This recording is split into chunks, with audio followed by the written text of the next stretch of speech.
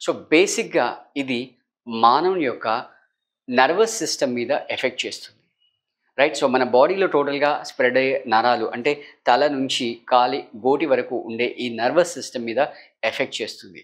So, ఒకవేళ ఇది కాలిలో ఉన్న నరాల పైన ఎఫెక్ట్ చేసినప్పుడు మనిషిలోని నడక అనేది దెబ్బతింటుంది. రైట్. ఇది శరీరంలో మిగతా భాగాల్లో ఎఫెక్ట్ చేసినప్పుడు పెద్దగా మనకు ఎఫెక్ట్ ఉండదు. ప్లస్ ప్రాణభయం ఉండదు.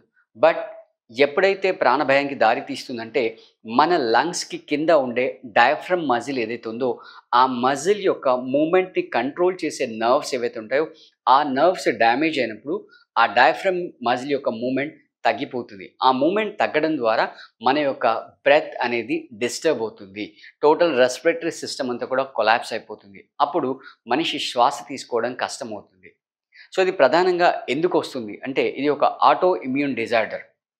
దీంట్లో బేసిక్‌గా జరిగేదేంటంటే, మన నర్వ్స్ సెల్స్ పైన ఉండే ఒక మైలిన్ షీత్ ఉంటుంది. ఆ మైలిన్ షీత్‌ని డ్యామేజ్ చేసే ఆటో ఇమ్యూన్ డిజార్డర్.